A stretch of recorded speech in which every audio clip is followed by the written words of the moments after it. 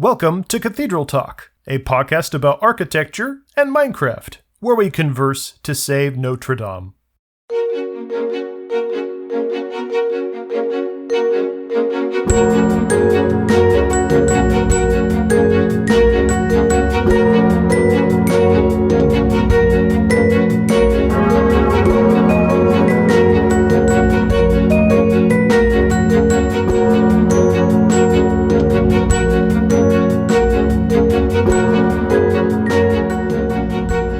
Since we talked about Minecraft and a few things that happened in the Minecraft verse. The big patch 1.18.1 is well out now. And Tom, you are going to hate yourself if either always talk here or don't do this and this, because you sound just a little bit better when you do this, and it's going to annoy the hell out of you afterwards. I appreciate that. So I do sound better like this right now. Yes. Okay. All right. Thank you.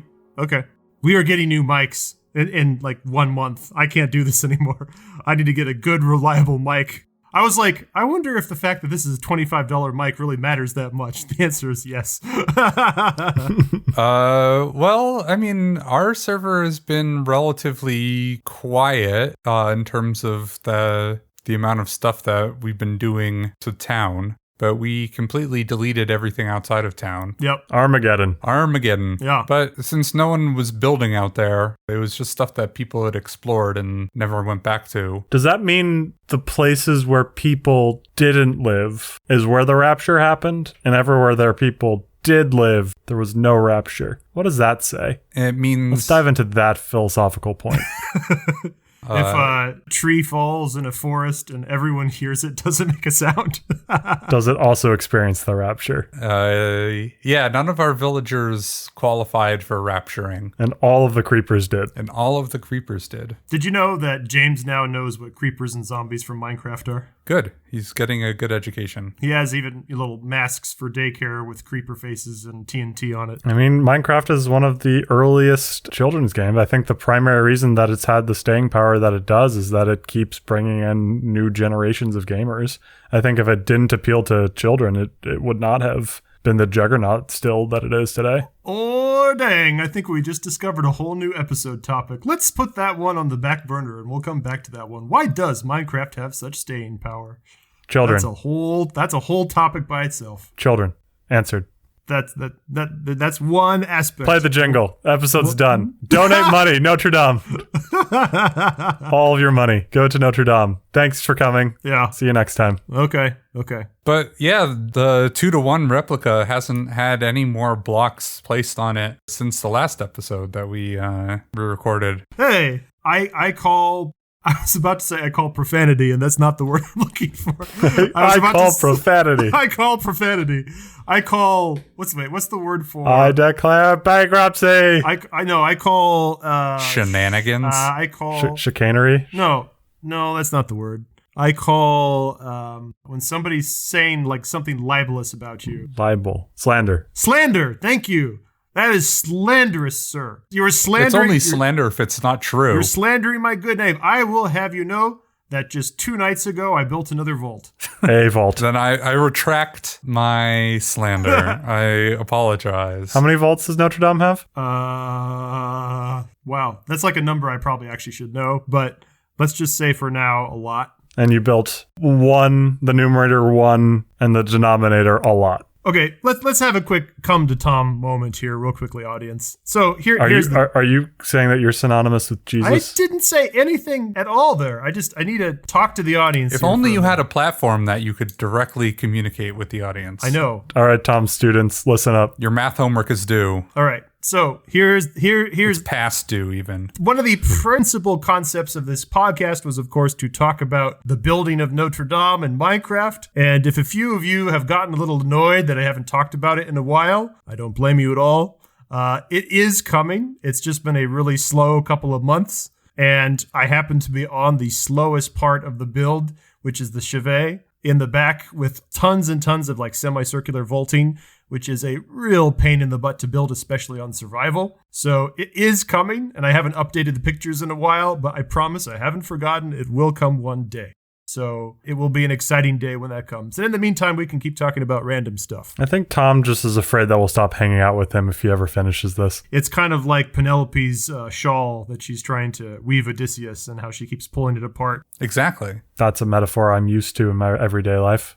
Analogy. But when you're done with the 2-to-1, then it'll be like 1.25, and there'll be all new blocks, and then you're going to have to make a 3-to-1. No. If there's anything that I've actually learned about this experience is that I really hate 2-to-1 builds. They're just too big.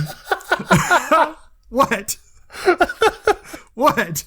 What do you mean, what? What? You're telling me that you hate this whole thing that we're doing. No, I mean, okay. No, what I've discovered is I like 1-to-1 more. I've discovered that I find it more intellectually stimulating to constrain yourself and be like, there is only so much detail I can squeeze in X cubicle amount of space. And when it's just so big, you can just do whatever you want with the blocks. Like I said, it's a pixelated version of a photograph or, a 3D image. And, the blocks aren't really acting like blocks anymore. They're just acting like a slightly grainy image. All right, so time for some math then. What percentage of the way of your 2-to-1 would you say that you're done at the building stage? What percentage of the building stage? Yes, are you done with? Oh, I'd say probably maybe 5%. 5%. Okay, 5% of a 2-to-1. Well, but that doesn't include all the terraforming. Understood. And a lot of the initial. Yeah, but that's still. And a lot of the infrastructure, like the experience farms and all the things that we needed to get ourselves to the stage. Don't care about any of that. No one cares about any of that. Right. Some of us do. Yes, Zack does. What I'm driving at is you hate 2-to-1s. You would prefer just a better 1-to-1. You're only 5% of the way through the 2-to-1. The amount of time for you to get from 5% to 100% is almost the equivalent of doing 2 1-to-1s. No. It'd be so you could just no, dude. A 2-to-1 is 8 times larger than a 1-to-1. Okay, so you have 8 more 1-to-1s to do, and you're only 5% done. There are other options available in front of you. No, I'm committed to this path, and I will see it through, and it's going to be glorious when it's done. I was being facetious. I have discovered that my preferred zone of building is on the not gargantuan scale, but on 1-to-1, just because I find that it's nice when the building feels like it fits in with other builds in the world. Like 2-to-1 just feels out of place. And I've also, like, if you're going to do like good screenshots and camera shots of a 2-to-1 build, it's very difficult without external software like Chunky or the replay mod or something, because you just can't get far away enough from it in the game for it to actually, look right. So, these are all things that, I've discovered about building too big. And I mean, this is not even by far and away the biggest build that people have ever built about Notre Dame on Minecraft. Some of the largest ones, I have seen a couple 3-to-1 scale ones out there. A lot of them that are like around like 2.7 or something to 1. And those are huge. And again, they look really impressive when they are rendered externally from the game with like a screenshot from far away. But when you actually look at them in game, they're just so colossally huge that it just doesn't feel right. Don't mind me. I'm just adding the concept of sunk cost fallacy to our discussion topic ideas list. What's it now? Moving on. So anyway, terrain in Minecraft. It's dramatically more impressive now. Not just the cliffs. The mountains are certainly beautiful, but the caves also. Just contrasting and comparing a pre-1.18 cave with a 1.18 cave. It's just it's a whole different experience. It's almost like a Minecraft 2. So as someone who is not as familiar with the game as the two of you, I know that they ended up doing the Caves and Cliffs update into 2 parts, part 1, part 2, and this is part 2 that is finally out. Was part 1 cliffs and part 2 caves? No, part 1 was all of the new blocks, and then part 2 is all of the world generation. So part 2 was the actual Caves and Cliffs part of Caves and Cliffs. Well, that's not entirely fair, because there are these new biomes like lush caves and dripstone caves. Got it. And they all generate, but they generate with the blocks that came out in part 1 of the Caves and Cliffs update. And so they wouldn't be as beautiful. Got it. Without those blocks. Well, and I was always more excited about the overworld generation above ground, not the caves. I was especially excited about the mountains and really my favorite kind of terrain is fjords. I've been looking for a great sort of fjord setting to sort of replicate good old Norway. And I want to build some Viking-like structures or something there. But I admit the caves have taken my breath away. But my other thing, though, is there's still more work they're going to be doing in caves. They're going to be eventually introducing the deep dark. But that's like patch 1.19 away. And so I'm sort of like, I want to build cool stuff in caves, but it's going to get yet even cooler. So I don't know if I should wait or not. It's always going to keep getting cooler. It's the concept of a living game that continuously does updates. So yeah, that's true. But the counter argument to that is the caves were exactly stagnant for 10 years. They did not change. And then suddenly, very quickly, we've had several patches in a row. 1.17 with the blocks, 1.18 with the actual generation, and then 1.19, which is going to add more features and more biomes. The question is like, will they hit a point where they don't mess with it for a long time? I think everybody's guess is that 1.19 will probably be like that local maxima. Yeah, fair enough. So one of the things that I really like about the new terrain in Minecraft is, again, the concept of building a castle or building a cathedral, of course, in something on terrain that's not simply flat, but maybe has a grand vista that's overlooking something. Just much more impressive things that you can do.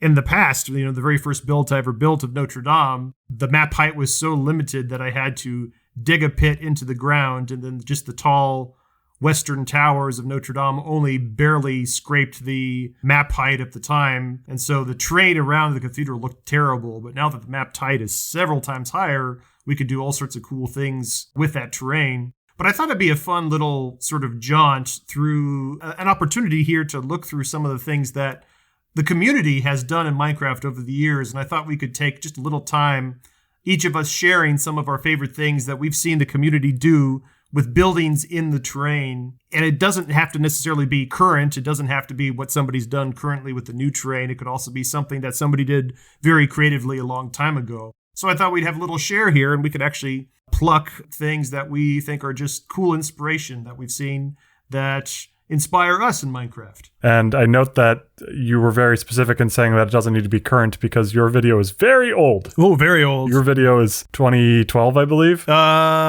Yes, it is 2012. What I enjoyed about that is how we've just come to accept in this game that it's perfectly fine for chunks to just not load. You can just be flying through, and even today, a decade later, chunks still just don't load. And we're just like, that's just part of Minecraft. Yep. That's just Minecraft. Well, I mean, that's one of the great things that the replay mod does, where you can pre-render a scene where all the chunks are already loaded. And so when you record and render the video, you don't have that effect. Nowadays, the community has found a way around this problem because it's all, it's third-party stuff that's been created to render awesome-looking videos, which is, what I've used for the videos I'm slowly posting for our YouTube channel as well. There aren't many yet, but there's more to come. More on that in the near future. Back in 2012, when the video I share in just a little bit from somebody in the community comes up, this is well before I think you could do a lot of that stuff. So, people just have to fly around and let the chunks load. So let's start at the beginning. You say that you really like this thing in particular in terms of the building and in the terrain, but it is very old, back when Minecraft was much more basic. Pretty much the terrain is it's some hills, some mountains, and a plain. Not really much biome or anything beyond that. Yeah, and it's also terraforming that the person has done to make those mountains. That's not right. Oh, really? That's not procedurally generated mountains. That's terrain that they built for it. How can you tell that that was user generated? Maybe I wasn't watching closely enough. The mountain, that is. Experience of having seen other mountains in pre 1.18. That just doesn't look like one of them. Interesting. So we should probably give a name of the particular video or the particular build that has been inspiration for me for a while. This is by Noxious Bulgar, who created the build Tefra Castle and Town of Noxshire. It was built in 2012. And it was really just the first time that I saw a build of a castle that looked good. And I've seen castles in Minecraft plenty of times, but this was just a beautifully well-nestled castle into the surface of a mountain. And just like we were discussing there, the mountain was not naturally generated at all. It's just too nice looking of a mountain for anything that the procedurally generated mountains in Minecraft at that time could ever do. It really looks a lot more like the mountains that we get now currently in 1.18. But of course, this is, a solid 10 years before that. And yet Zack still thinks it doesn't feel natural. Is that right? Well, natural to the time in which it was created. And I think Tom just conceded that, right? Yeah. But are you saying that you think that the person did a good job, though, at making a realistic mountain? Yeah, I'd say especially with the tools that they had of the time. Got it. Just looking at the block palette was sort of repugnant. Like going from modern Minecraft and then looking at a build that's 10 years old. Like, you only have a couple blocks to work with back then. Oh, yeah. And just, there's no texturing. Like, you just have the repeated cobblestone or the repeated dirt on a facade. And you try your hardest with what you have about, like, inverted stairs or resource packs, which are clearly being used in the video. Yeah. Oh, definitely. But there's only so much that you can do. It looks older than a 10-year-old game, looking back at that video. I mean, clearly, the person who recorded also doesn't have the most back then would have even had the most souped up computer either, because it's chugging along. It's chugging along, and the view distance isn't turned up particularly high, so you can only see so far. Again, by modern standards, though, we're quite used to just cranking up 48 chunks away and just letting our computers deal with it. And again, that's also something that, by the way, you can do with the replay mod, where it doesn't matter really how good your computer is. You just say, I want it to render this many chunks out. And the computer says, all right, it'll take me about 45 minutes for the first frame, but I'll get to it. And, it'll do it. And it's cool that we are less dependent now upon our own systems to make good videos. A feeling that I had when I was watching that video is, man, I am so over, like, continental medieval European design in Minecraft. Mm-hmm. Really? Yeah. Do you feel that way about Notre Dame, Zack? Pleading the fifth is allowed. Well, it's only 5% done. But the video that I shared takes its inspiration from a bunch of other places, and we're not transitioning to that video yet, but it's just I was thinking, like, the most recent aesthetic build that I've done recently was a bunch of Tudor houses, which is, continental European, not necessarily medieval, but continental European. But that's not all the styles that I've done in Minecraft. I'm just thinking about, like, the last server that we were on. I did, like, a bunch of Japanese inspired structures as well. I built, like, a pagoda and, like, a dormitory. And I just like the idea. We were talking about 1.19 a couple episodes ago and about how they're adding mud bricks to the palette. Yeah, I was going to bring that up. So that people can build more in the style of the area that they live or grew up in. Yeah.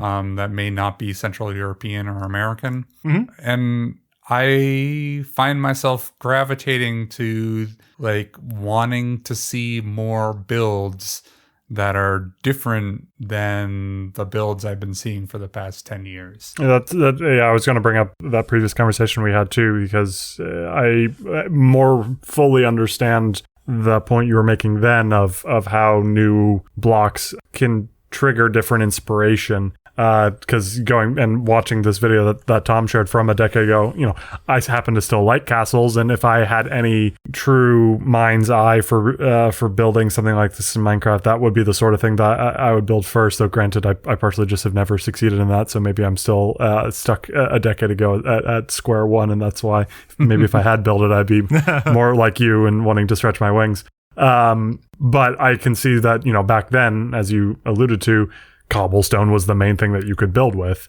And so what does cobblestone look like? Oh, well, it looks like the wall of a castle. If that's all you've got, that's all you're going to build. And you can't make a Tudor house look like a Tudor house with just cobblestone, at least not nearly as easily as you can today. So as they've added more things over a time, it makes sense that, more and more types of building styles have come in from that. Well, I am the medieval style. I mean, of course, with me and the Gothic architecture, I don't think there's any further explanation needed for me to say that it's still my favorite style, and I will always love that particular era of architecture, and that'll probably be my default go-to for the kind of style that I'll continue to build in Minecraft and I have a lot more cathedrals to share in the future.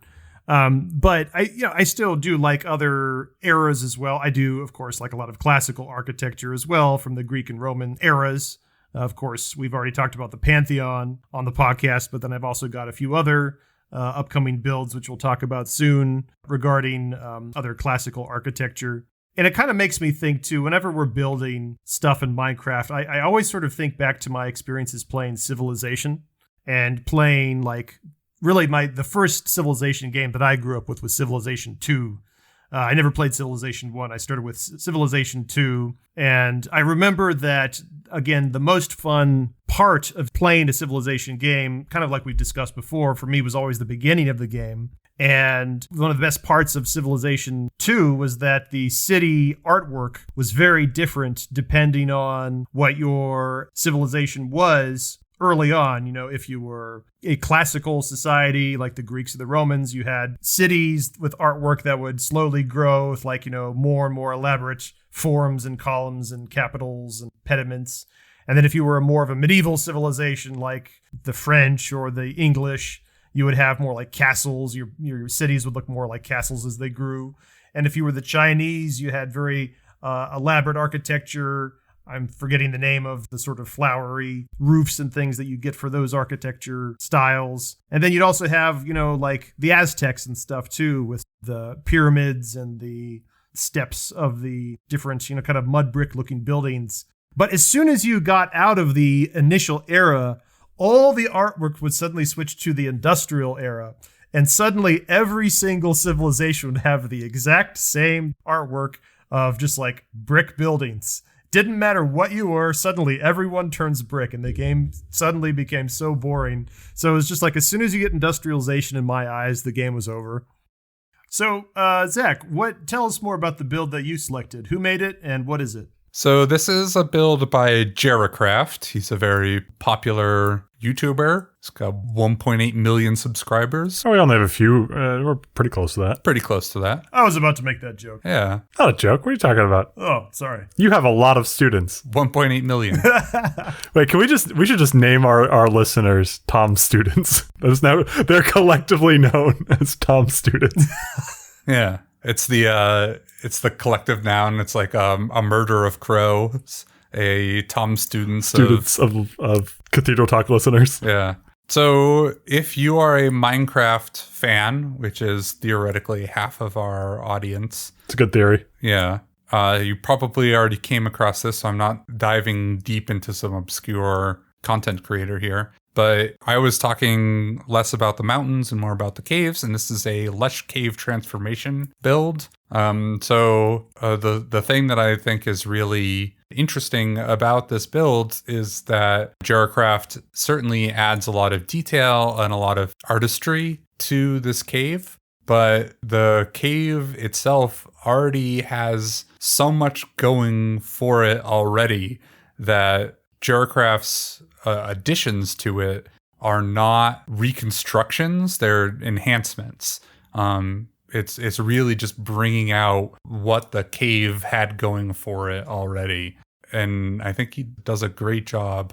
All sorts of details that modern Minecraft content creators are known for, like putting in weird trapdoor locations and strange blocks that you wouldn't expect to see them. But it just gives sort of an overall impression of this really lived in, really expressive cave. And I'm very impressed. Well, I mean, just the first thing that really makes a build like this, I mean, it's something that is very common in many builders, but just building a good pathway, including lots of like wooden rope bridges that sort of, curve with sort of a catenary curve that just, give a sense of an Indiana Jones kind of Temple of Doom feeling. And, I was thinking to myself when I saw the particular wooden rope bridges that he's got in his build hanging from the chains, I was like, it looks really good, especially with those curves and the way it's made out of the trapdoors of the planks, pretty pretty good way of accomplishing that, like many builders do.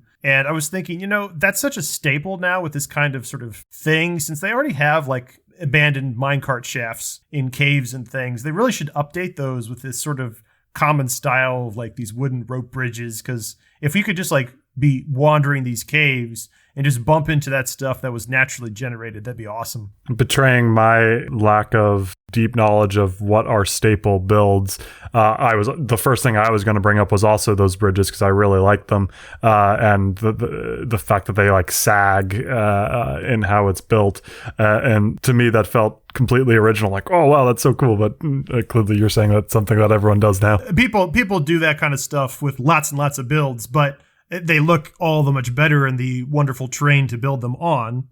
But it would also be cool to just explore the world and find some wooden rope bridges. We already have lots of other ruins in the game. That's like should be the next thing they add. Right. I've actually had this conversation with myself a couple times about like, wouldn't it be awesome if there was cooler looking algorithmically generated stuff in the world, right? Because there's not many cool looking algorithmically generated structures. I would say the Woodland Mansion is not very cool at all. It looks terrible. Agreed. It's terrible. Yeah. It's completely out of place. Yeah. The underwater Guardian Temple is all right. That one I'm pretty okay with. Yeah. I think the Raider Tower is one of the better looking things. That's what I was going to end on. I was going to say it's small, but it's somewhat detailed. Yeah. But if they're like, the villages, some of them kind of look neat if they generate kind of weird, but they're largely year one Minecraft level builds. Yeah. And I feel like if the procedurally generated buildings were too cool, and I think this threshold is actually really low, that you would be less interested in making your own cool stuff in the world, because there would just be cool stuff already. And that sort of the bad procedurally generated stuff is an impetus for you to make cool stuff yourself. I completely agree, because I think the villages are the perfect example. I think they're exactly right, because when you start up a new server, you want to look for a village, build around it essentially exactly how we did. Our village happened to be cut in half by a mountain, which was pretty cool, though annoying for Zack trying to teach villagers how to live. But a decent look. But like you said, it's very basic. Like, you're never going to just let that live as it is. And we've certainly, or you all certainly destroyed some of those houses. You kept others. Whereas on the opposite end of that spectrum, that forest mansion that you mentioned, it just comes out of nowhere. You can't do anything with it. You don't want to put anything near it. It's too much. Yeah. Well, I pretty much agree with you both too, that I see that, yeah, you don't want the villages to be too amazing, because then it'd be too intimidating to start building next to them. I would say that I think I would prefer if the village buildings themselves were just a tiny bit larger. Yeah. Like, they're so ridiculously small. Like, a house is usually no more than like a 3x3 interior space, if even, maybe even 2x2 sometimes. And I was just like, I would like maybe stuff that feels a little bit more to scale with like what a proper 1-to-1 house size would be, just so that as you build stuff next to it, you don't feel the need to completely tear down the village that's already there and rebuild it from scratch. Like, I would like to feel like the basic houses are there at a good scale so that you can detail them more up to make them look better without feeling the need to just start over. Yeah, I think that makes a lot of sense. I agree with that. Especially the little churches. Like, the little churches are just absurd. They're made of nothing but cobblestone, and they're basically like a very small cylindrical shaft of cobblestone. And I was just like, I wish these churches actually looked cool. Well, you're claiming that they're churches. Yeah, I mean, don't they usually have like clerics in them? Or they're clerics, the villagers with the brewing stations. Yeah, with the brewing station, clerics. Yeah. The number one detail I found most impressive with Jaracraft's cave transformation was the use of the redstone deep slate for the eyes and mouths of the statue. That was really good. And I was trying to remember, does redstone really glow that much, or did he have a particular pack that was making them glow extra? Well, he has some sort of shaders. Yeah. But yeah, redstone ore will light up when you walk on it. And you can, I think, punch it and it will light up. Yeah. No, that video was beautiful. I was watching it right before we were recording and was with my wife and like, oh, hey, do you want to see a fun cave? I was just intending to show her like 5-10 seconds right after he picks which locale he's going to build in. And she was immediately enthralled and I had to throw it on the TV and we had to watch the whole video together. Yeah. And she was amazed that that's what people can do. Her main question was, how long did that take? And my guess was 40 hours.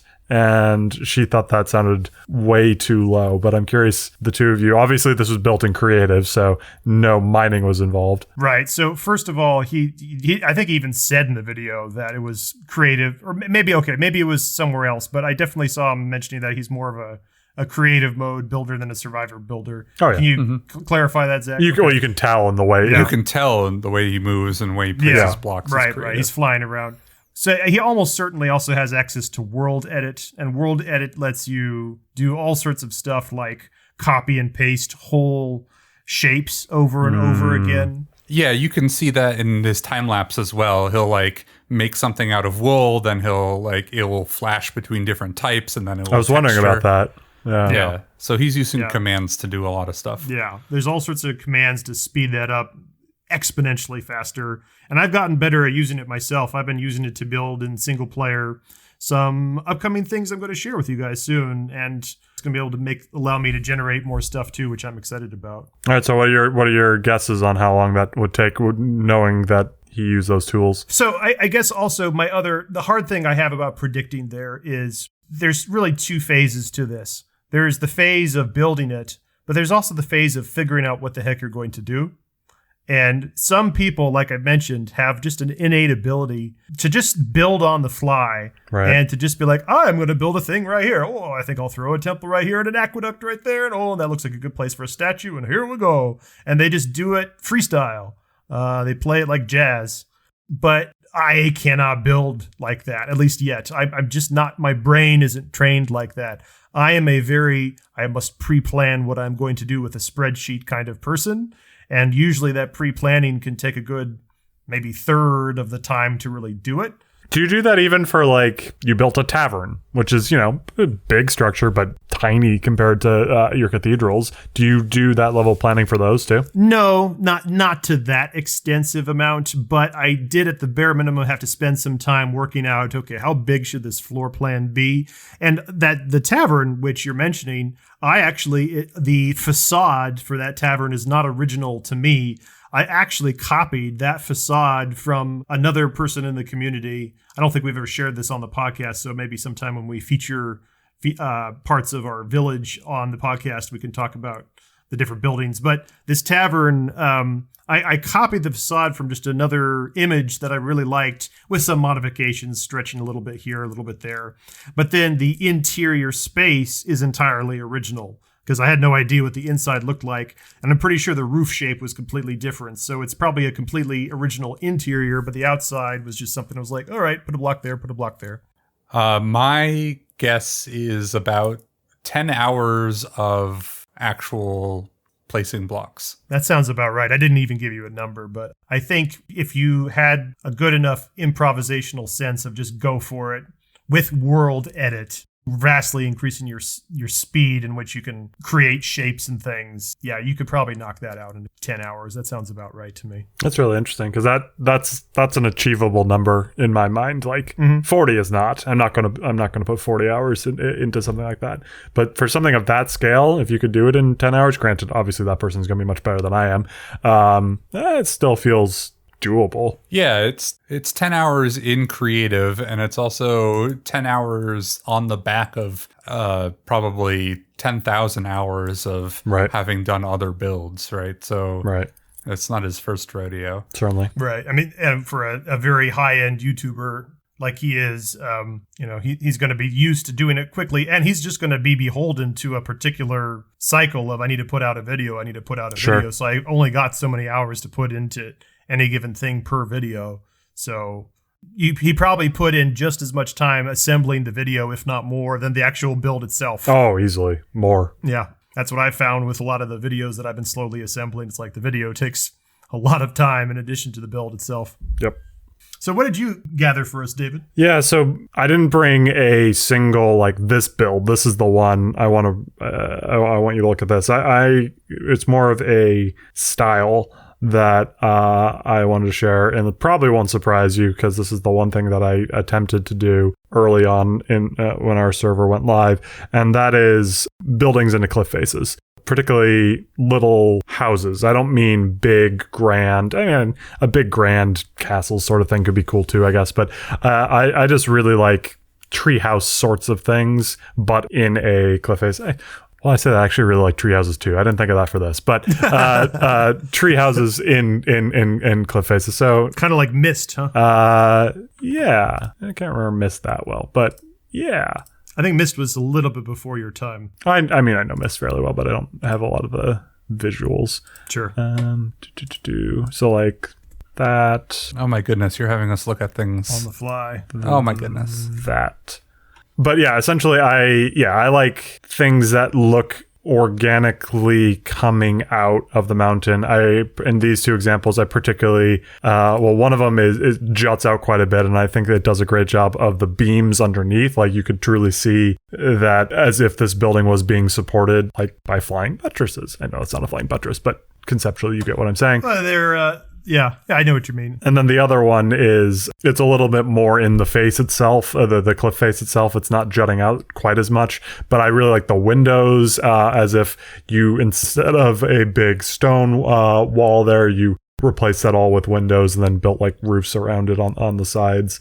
Something about that's just always really appealed to me, probably because it's the where I built it in our village. Initially I had the thought like, well, from here you can kind of look over the entire village, and then you all built buildings way taller than it, so that effect is somewhat diminished, but it's still that kind of thought of small little thing but looking over everything.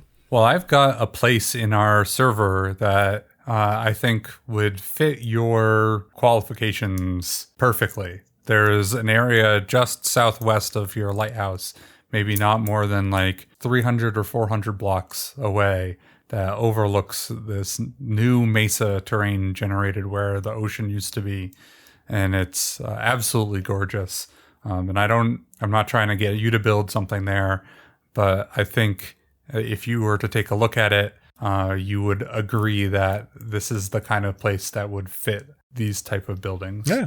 Well, and I think the cool thing that you picked here, David, is not only are these just cool ideas, and you've shown us what your taste is for, again, these kind of built into the mountain cliffside structures, but these are small but still detailed in a way that they're impressive. But even, again, I don't mean to make this sound like a put down, but since you're not a huge Minecrafter yourself, this is the kind of thing that you could do almost like with Legos. No. Like you could say, you know what, I will join Tom on the server today, and I think I will just look at this image and try to copy it. Right. Try to say, I'm going to build something that looks like that. And it'll be a fun little project, kind of like following the instructions to a Lego set. Yeah, and there's even a third example here that I didn't send to you, but it's literally from a video of how to build a wooden cliffside house tutorial that I really like. Yeah, so, I mean, we should do that sometime. Play with us, David. Cool. I really like those.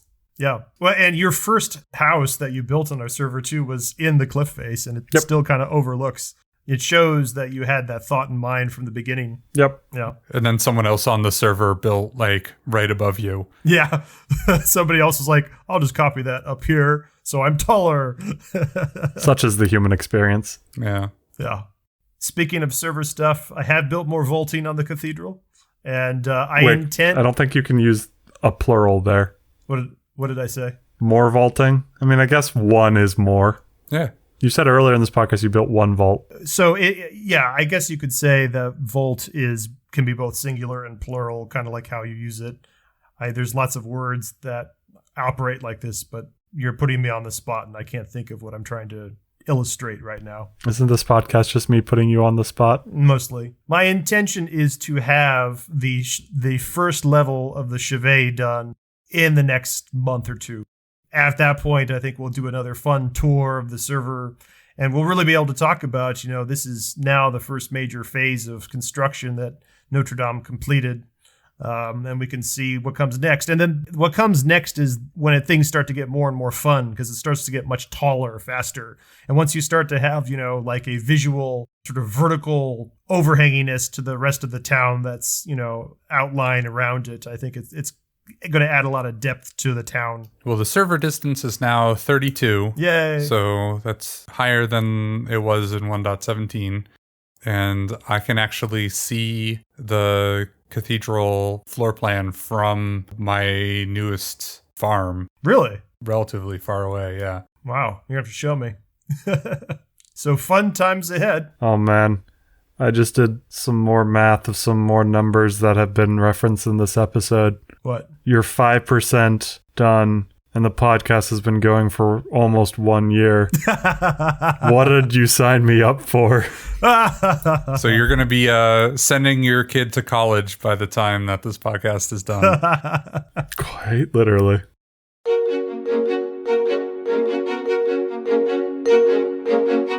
That's it for now. Check out our podcast website at cathedraltalk.fm. There you will find many architectural visuals and Minecraft goodies.